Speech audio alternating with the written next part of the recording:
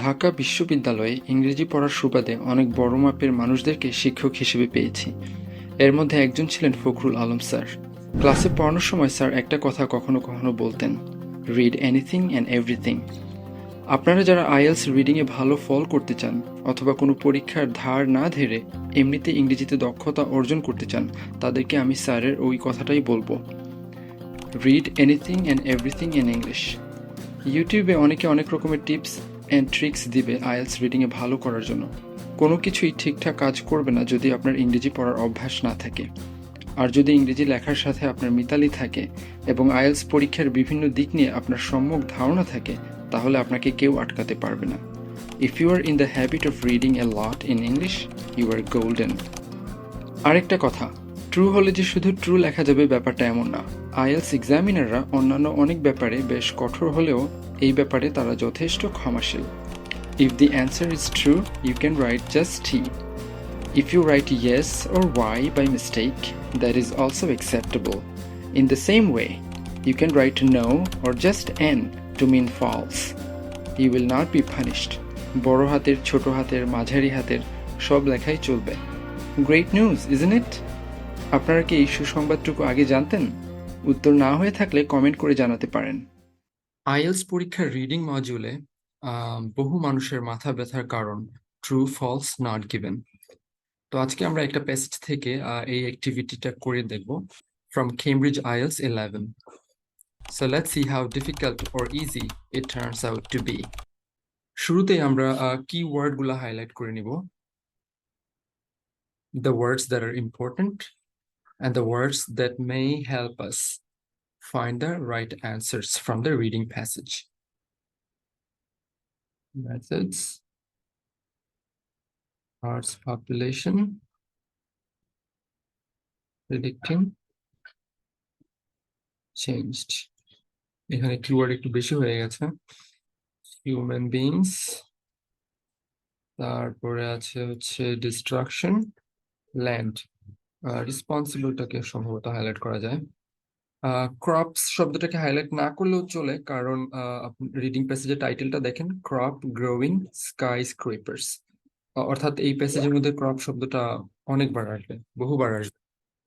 সিজনটা এখানে গুরুত্বপূর্ণ মনে হচ্ছে, will depend on the season, particle forms আর season, damage by climate change.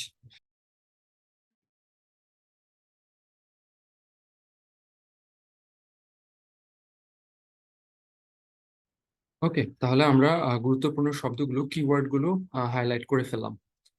এখন আমরা উত্তরগুলো খোঁজার চেষ্টা করি রিডিং প্যাসেজ থেকে। আমার স্টাইলটা হচ্ছে এরকম যে প্রথম 2টা বা 3টা আইটেম আমি একটু পড়ে নিই তাড়াতাড়ি করে, তারপরে আমি রিডিং প্যাসেজে যাই। কারণ রিডিং প্যাসেজের ঠিক কোন জায়গা থেকে উত্তরগুলা শুরু হয়েছে সেটা কিন্তু আমরা জানি না। তো প্রথমটা যদি পড়ি তাহলে ওইটা তো নট গিভেনও হতে পারে, অর্থাৎ ওইটার উত্তর হয়তো বা প্যাসেজে দেয়াই নাই, সেক্ষেত্রে ওইটা খুঁজতে খুঁজতে সময় নষ্ট হবে, কিন্তু ওইটার উত্তর খুঁজে পাওয়া যাবে। সেই জন্য প্রথম 2টা বা 3টা আইটেম আমি আগে একটু পড়ে নেই, যাতে যে কোনো একটা আমি যদি রিডিং প্যাসেজে পাই তাহলে আমি যেন বুঝতে পারি।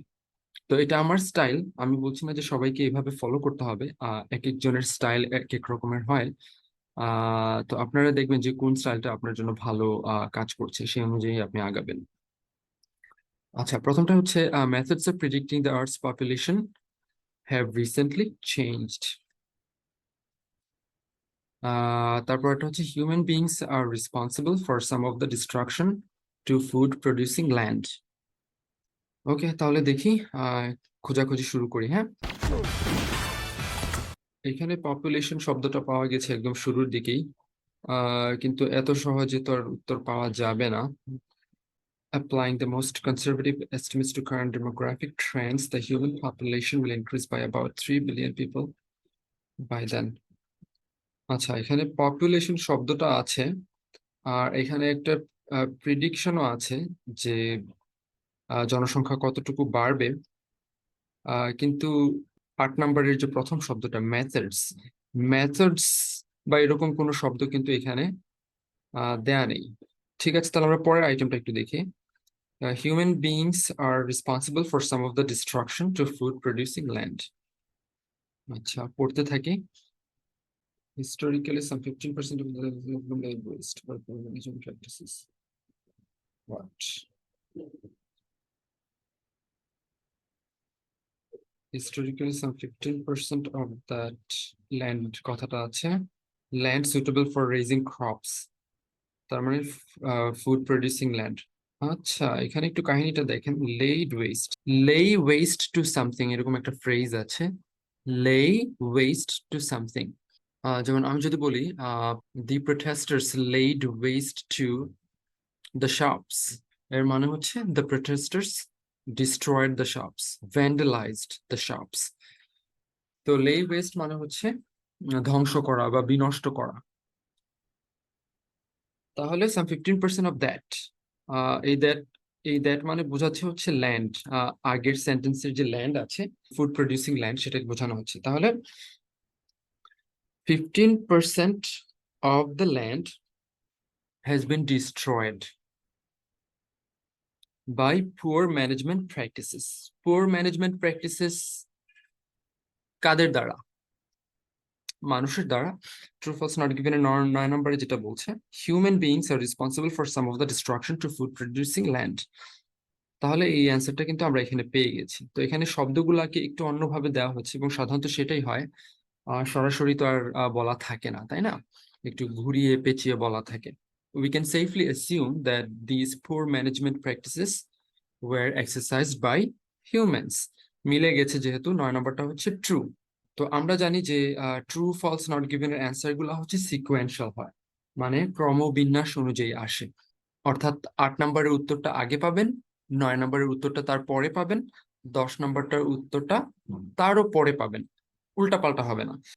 আচ্ছা, তো একটু আগে আমরা পড়ে দেখেছি যে ওখানে পপুলেশন শব্দটা আছে বা এক ধরনের প্রেডিকশনও দেয়া আছে, কিন্তু মেথড সম্পর্কিত কোনো কথা সেখানে নেই। তাহলে কিন্তু আমরা ধরে নিতে পারি যে 8 নম্বরের উত্তরটা হচ্ছে নট গিভেন। আমাদের কিন্তু পুরো প্যাসেজটা খুঁজে দেখার দরকার নাই। তো 8 নম্বরের উত্তর 9 নম্বরের আগেই আসার কথা যদি থাকে, আর যদি না থাকে তাহলে তো নট গিভেন। তাহলে আমরা কিন্তু বুঝতে পারছি যে এটা হচ্ছে not given. Okay, not given. Okay, next item দেখি। The crops produced in vertical farms will depend on the season.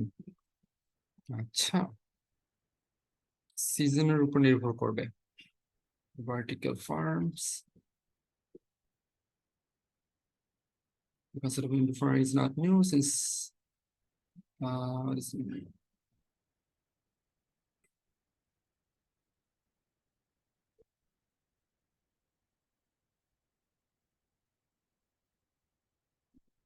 Vertical ফার্মের কথাটা আমরা এখানে পেয়েছি। এখানে পদ্ধতিটা বলা হচ্ছে ভার্টিক্যাল ফার্মটা কিভাবে কাজ করে। Buildings in which food crops are grown in environmentally controlled conditions. Multi-story buildings in which food crops are grown in environmentally controlled conditions. এর মানেটা কি দাঁড়ালো? যে ভার্টিক্যাল ফার্মিংটা করা হবে বহুতল ভবনের ভেতরে, যেখানে হচ্ছে পরিবেশটাকে নিয়ন্ত্রণ করা যাবে। শস্যের উপর বৃষ্টি পড়বে নাকি রোদ লাগবে সে জিনিসটা কিন্তু আপনার নিয়ন্ত্রণে থাকবে। তার মানে দাঁড়াচ্ছে যে it will not depend on the season. তাহলে 10 নম্বরে যেটা আছে ডান পাশে, the crops produced in vertical farms will depend on the season. No, the information in the reading passage contradicts the information in number 10। মানে দুইটাকে কিন্তু পরস্পর বিরোধী মনে হচ্ছে, অতএব বোঝাই যাচ্ছে যে এটা হবে ফলস, অ্যান্সারটা হবে ফলস। ওকে, তার পরবর্তী আইটেমটা দেখি। Some damage to food crops is caused by climate change. আমরা যেহেতু 10 নম্বরের উত্তরটা এখানে পেয়েছি, তার মানে 11 নম্বরের উত্তরটা এর একটু পরেই পাবো।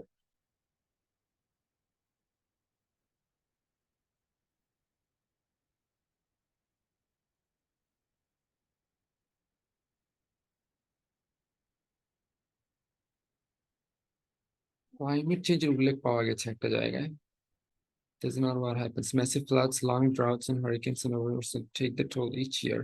Massive floods, long droughts, hurricanes, and severe monsoons take their toll each year destroying millions of tons of valuable crops. আমার মনে হয় অ্যান্সারটা আমরা পেয়ে গেছি। সাধারণভাবে যেটা হয় সেটার কথা এখানে বলা হচ্ছে। আচ্ছা, 11 নম্বরে কি আছে? Some damage to crops is caused by climate change. হ্যাঁ, এখানে তো পরিষ্কারভাবে সেটাই বলা আছে। তাহলে 11 নাম্বারটাকে আমরা ধরে নিচ্ছি ট্রু। আচ্ছা, next 12. Fertilizers will be needed for certain crops in vertical farms. Vertical ফার্মে কিছু কিছু শস্যের জন্য সারের প্রয়োজন হবে। ব্যাপারটা কি আসলে তাই? দেখি তো। আচ্ছা, তো আমরা কিন্তু আগের উত্তরটা যেখানে পেয়েছিলাম তার পরে দেখবো, তার আগে যাওয়ার কোনো প্রয়োজন নাই, সময় নষ্ট হবে। Supporters of vertical farming claim many potential advantages for the system. All year round, there will be no weather-related crop failures.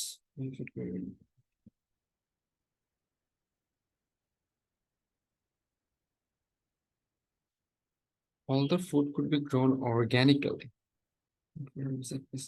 এই যে ফার্টিলাইজারের কথাটা এখানে দেয়া আছে, তাহলে এই জায়গাটা আমাদেরকে মনোযোগ দিয়ে আবার পড়তে হবে, ঠিক আছে? অর্থটা ভালো করে বুঝতে হবে। All the food could be grown organically,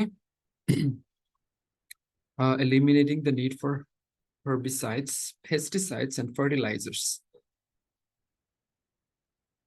Eliminating the need, অর্থাৎ ফার্টিলাইজার্স অথবা হার্বিসাইড বা পেস্টিসাইড এইসব জিনিসের প্রয়োজন আর থাকবে না, কোনো রকমের সারের প্রয়োজন হবে না। আর 12 নম্বরে বলা আছে সারের প্রয়োজন হবে, তাহলে বোঝাই যাচ্ছে একদম দিবালোকের মতো পরিষ্কার যে এটা ফলস হবে। Number 13, vertical farming will make plants less likely to be affected by infectious diseases. সংক্রামক রোগ দ্বারা আক্রান্ত হওয়ার সম্ভাবনা কম থাকবে। দেখি এরকম কোথায় লেখা আছে।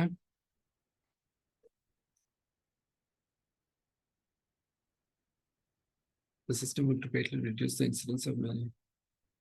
Oh, এটার উত্তরটা একদম এর পাশেই দেয়া আছে। The system would greatly reduce the incidence of many infectious diseases. অর্থাৎ সংক্রামক রোগের প্রাদুর্ভাব কিন্তু বহুলাংশে কমিয়ে ফেলবে এই সিস্টেমটা। কিসের সিস্টেম? Vertical farming. আচ্ছা, এই হচ্ছে আমাদের অ্যান্সার কি।